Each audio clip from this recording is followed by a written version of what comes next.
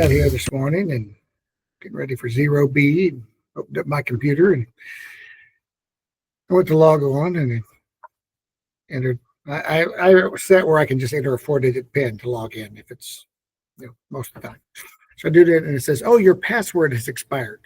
You need to change your password." I'm like, "Okay, let's change the password."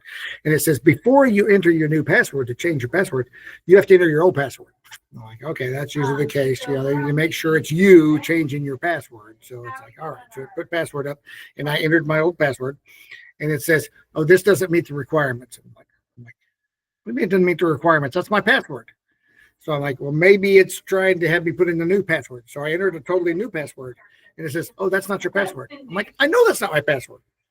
But when I entered my password, you said my password doesn't meet the requirements of being my password or something. I don't know." So I had to pick up my computer and go over to the tech office. And the tech guy, we were doing that. And he's like, "That's weird. My computer's been so weird. This is a new computer that I got like a month and a half, 2 months ago. And it's been problem after problem after problem, doing weird things. And this is just another weird thing." He says, "I've got about 4 teachers that have these new computers that are having trouble. And you're one of them." So we finally got it going, but I was having to like, "Okay, 0B, don't go anywhere. I'm here in the tech office. Look, here's my computer right there in the tech office." So, I was having to start class here and put us 10 minutes behind schedule, probably 15 by the time I got back at my desk and got my camera going and all that stuff. It was probably 15 minutes behind schedule for 0B.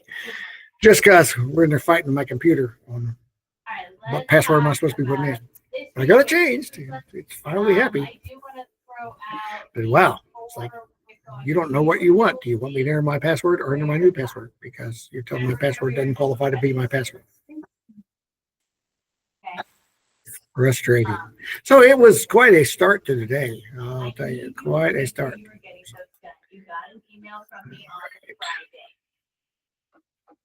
Okay.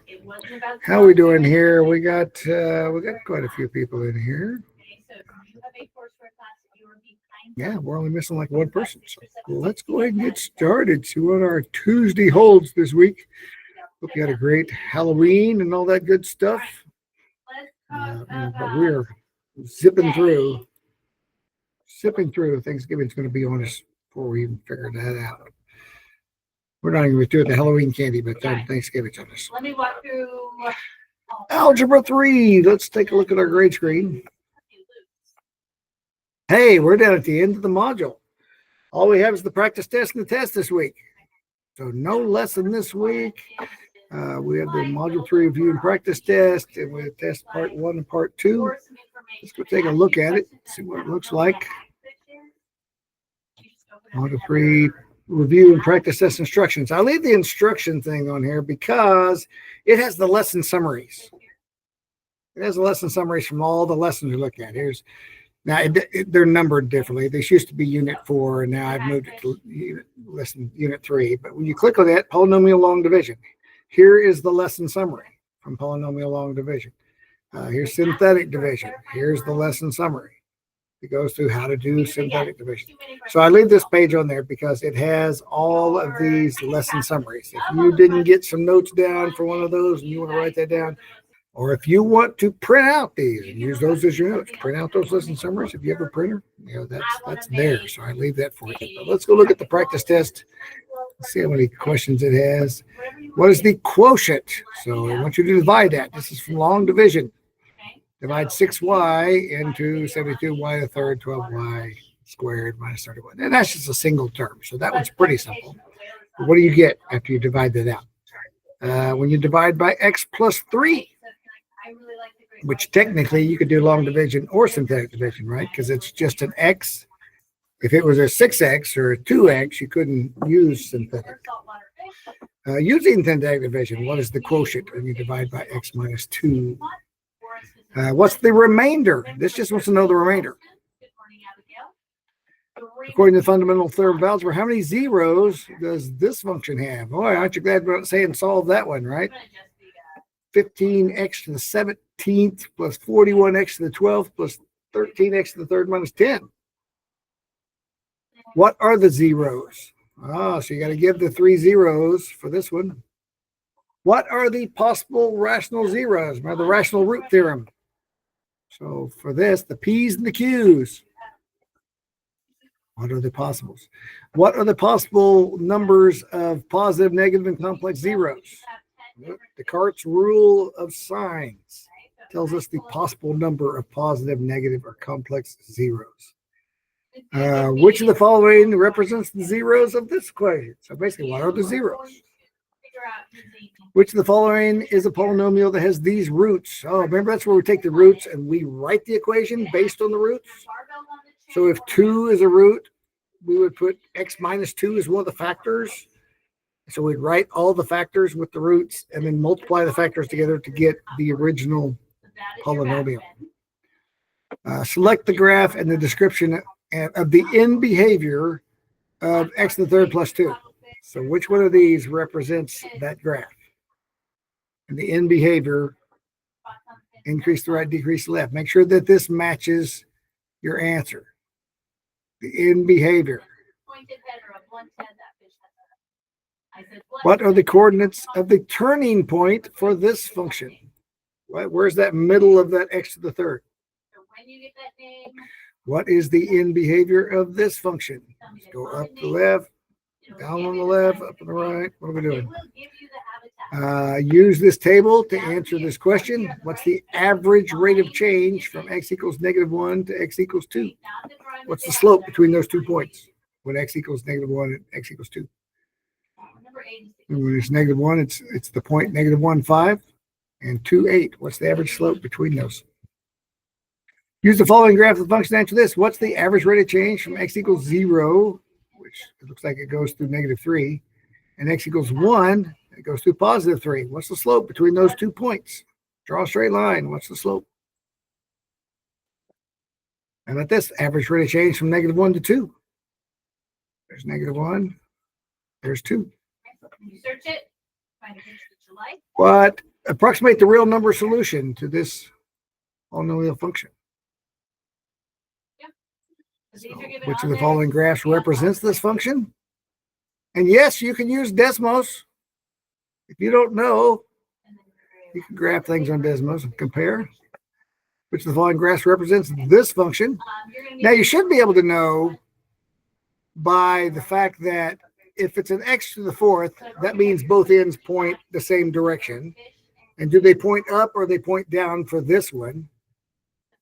Like this graph has the left pointing down and the right pointing up. This one has the left pointing up and the right pointing down. This has both sides pointing down. This has both sides pointing up. So they're all different in the end behavior. So that alone should be able to tell you which one's right without having to graph it. Let's see if this is the parent function. What happens when we change it to this? We put 1/2 x. If you need to put that into Desmos. If we have x to the third, what about when we change it x to the third plus 3? What happens? Where's that shifted?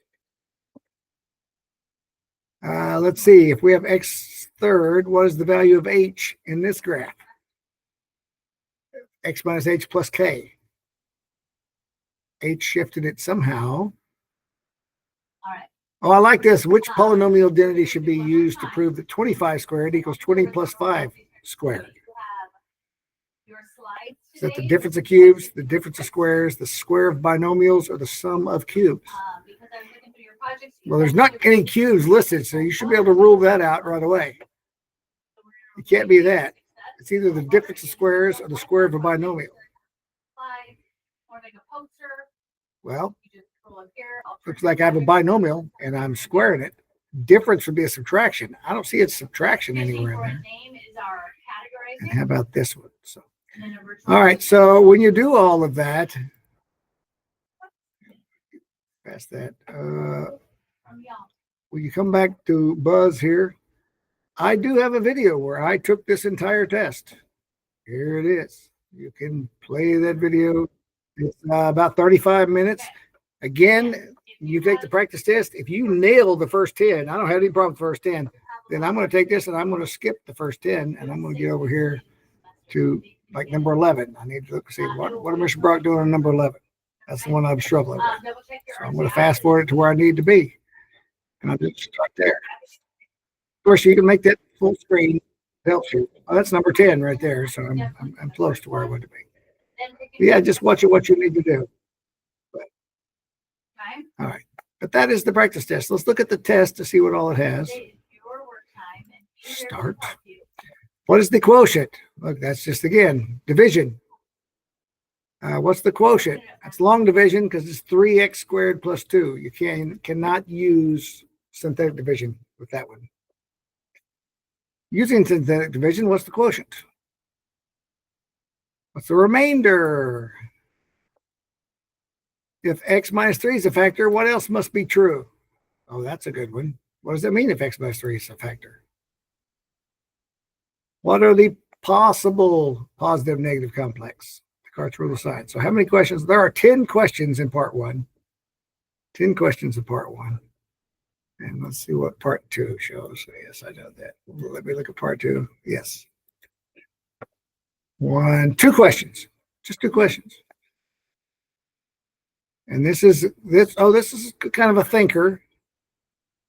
You have something similar. 2 students in your class, Danny and Sandy, are disputing the function. Danny says for the function between x equals -2 and x equals 2, the average rate of change is 0.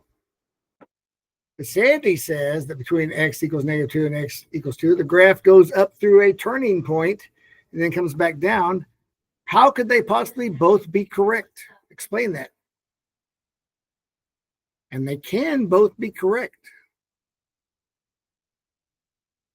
And here you have a conference call with the CEO of a paper company. You have interpreted the number of trees cut down versus the profit as this function. So describe what the graph looks like in general, how to sketch the graph without using technologies. Basically says, okay, you'll have a graph that goes up on both ends or up on the left and down on the right, or, you're going to describe what the graph looks like.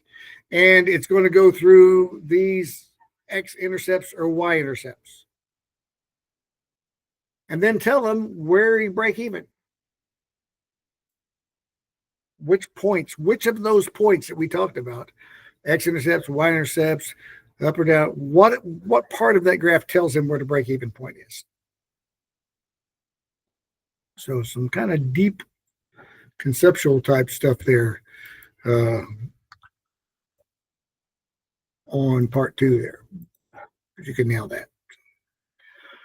All right, so if you have any questions, this is a B day, Thursday and Friday, but we don't have a lesson today because it's test week. So you have the practice test and then the test. So I'll give you this period to work. I mean, you can hang in here if you want to with me, or if you want to go work on your own.